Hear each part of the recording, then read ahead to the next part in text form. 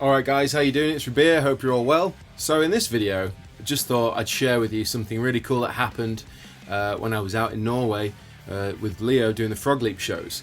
So we played our first show on my 30th birthday, and there was a guy that couldn't make it to the show, but he sent a gift, which is really awesome, to Leo's house for me to collect the next time we were in Norway, which was just recently playing the Norway Rock Festival. So a huge thank you to the legend that is Emil Eklund for building me a custom-made fuzz pedal, which is this one here. If it's going to focus, there you go. How cool does that look? That is such a funky looking pedal. 2 dip switches, 2 controls, on and off, and that's it. And he wrote me a little note that goes with it. So it says here, unfortunately I wasn't able to go to the show on Saturday. Made you a pedal the old school way. I think the fuzz is your kind of thing. Stacks really well with gain, the right amount of gate for epic delay and reverb. Have a good 30th. Best wishes, Emil.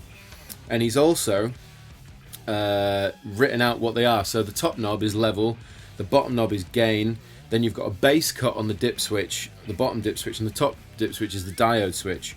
And he says there's a bias pot inside that you can you set how you want. He said, have a look inside. I bet this is the only one you've seen made this way for a while.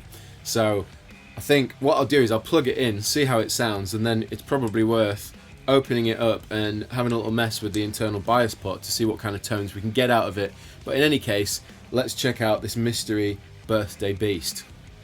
Okay, so I've got my Strat. I'm running the same amps I've been using in a couple of the demos recently. Just thought I'd hook everything up real fast, but Kraken into the Torpedo with some RV500, and then the Rev into the aux box, providing the reverb and delays. And I haven't touched the controls since what they were when they came out of the box. So let's just have a listen, see what it sounds like. Let me show you what the Kraken sounds like on its own first.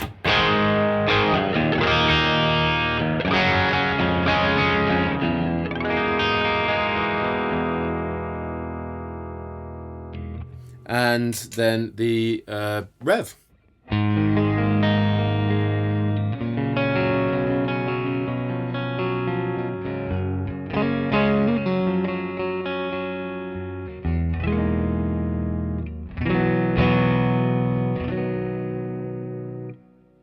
So both sound really nice, but obviously we're going to go for a really intense tone now. I don't know what it's going to sound like, but here we go. We'll go back over to the Kraken.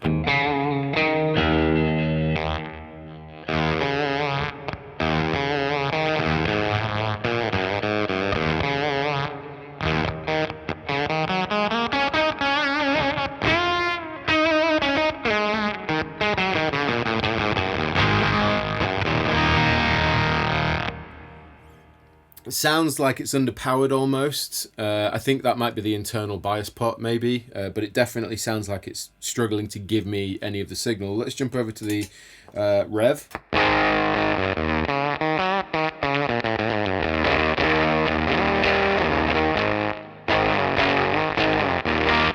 Okay, so I don't know what the controls are, where they're set, so let's jump to the GoPro real fast and mess with the controls.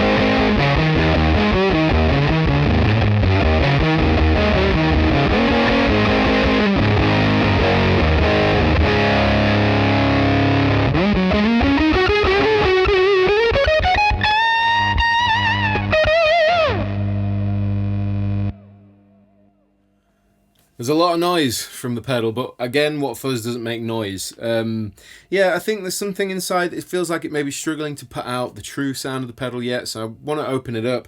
But there was one thing, when it had this sound,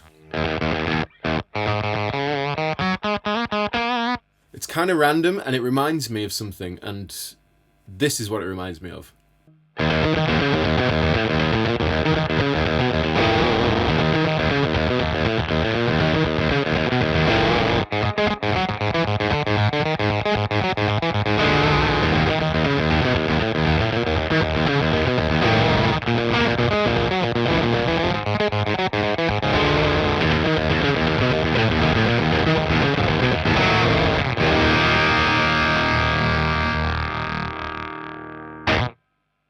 Okay, at this point, I want to look inside the pedal, see what it looks like, and we'll mess around with that internal trim pot, see if we can get anything else out of it. So when I click my fingers, we will see the inside of this pedal. I thought I'd do this whilst talking to you. Basically, a lot of pedals have internal trim pots. They will say that inside the instruction manual. You'll probably be able to have a look inside, see if you can mess around with anything. It's become kind of a trend these days that pedal makers will give players extra flexibility by looking inside and messing around with the internal switches, because yeah, most of the time the stuff that really makes a big difference to the pedal they put on the inside, and I don't know if that's because it's safer or it's not at the top of the pedal friendly kind of piece of, I don't know, circuitry or whatever, but yeah, be interested to know why that is. But yeah, you tend to find you'll buy certain pedals and it'll be like, oh yeah, you have to go inside to change sort of the internal feel. Like if it's a feel thing, usually it's on an internal trim pot. Anyway, here it is. This is the inside. Ha! Check it out.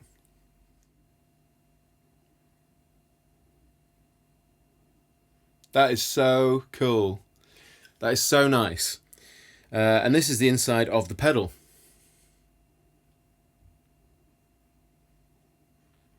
That's quite intense. I'm not a pedal designer. I have no idea if that's good or not. I couldn't even fathom telling you.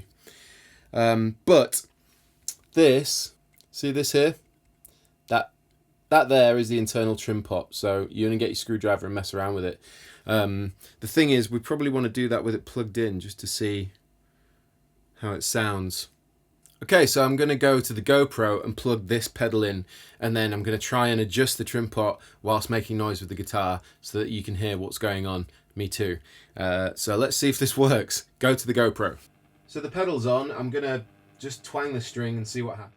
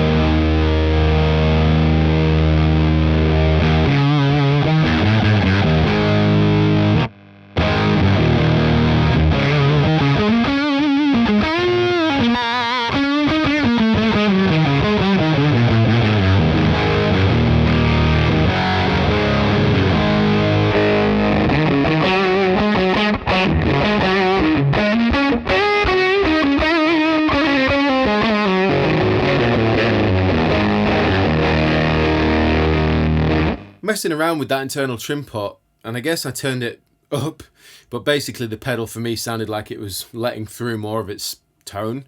Again, I'm not a technician, I'm not a pedal designer, so I have no idea what I'm doing, but it sounded like it sounded better.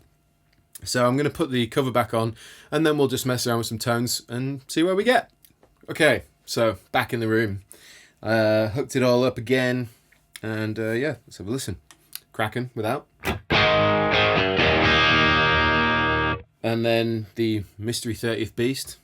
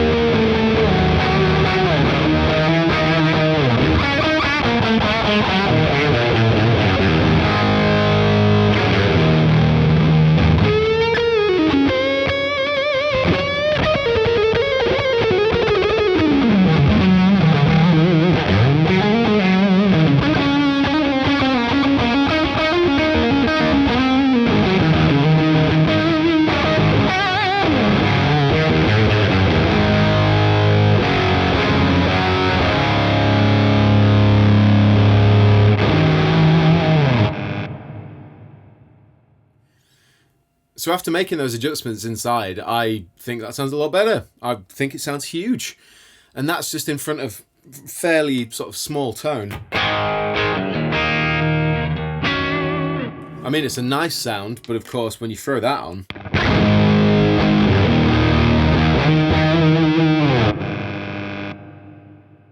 it's pretty intense. What else is funny is when my volume's rolled down, it's noisy. But as soon as I roll the volume in,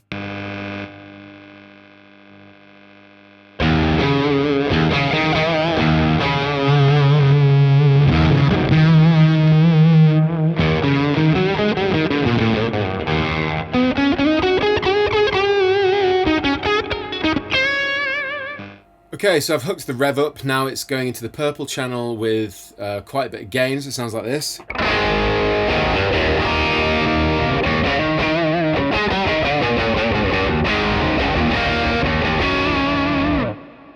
Which is nice. And then if I throw on this, I don't even know, it's like pretty high up right now, but let's have a listen.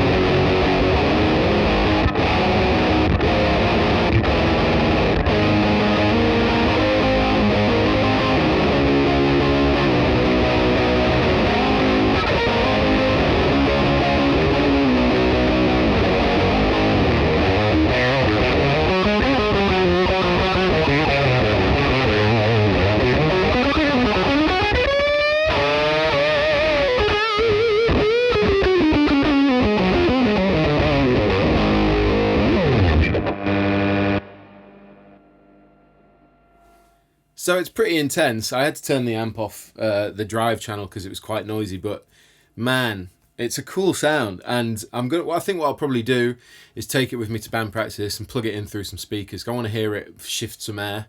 As much as I love doing the demos and playing guitar, recording down here, obviously I can't turn up a 412 and just hear it shift. So with fuzz, you do need to do that, in my opinion. You've got to have a fuzz go through and shift some air to really hear its character.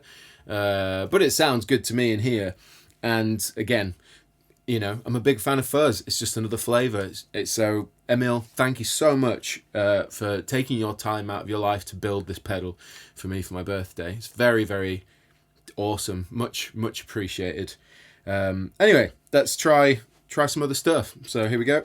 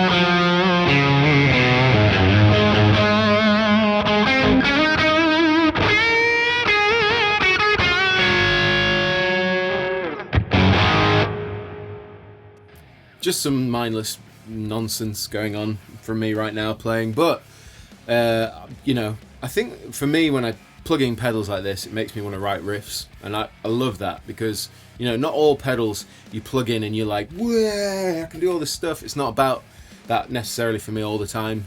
Sometimes pedals have, when you try to play lead on them, when you demo them isolated, they can sound a bit like, what's the point? But when you try write a song with it, you put it, you lay that sheen over the top of your riff, you've got a vibe, and then you run with it, and it can turn into a really iconic thing, or it can just be a cool section, who knows. But you know, when Smashing Pumpkins came out on the scene, and they were using really intense fuzzes, and you know, you listen to it like, geez, that's intense, but it's iconic. So I don't necessarily rule out any kind of random sounding pedals, because I think they could be a diamond in the rough in the studio. But that's not what this is. This is just a beast. And again, thank you so much, Emil, for making it. Thank you all for watching this video. I don't think they're available to buy, but I just thought I'd share this with you anyway. So leave your thoughts in the comment section below. And until next time, I've been Rabea, and I'll see you very soon.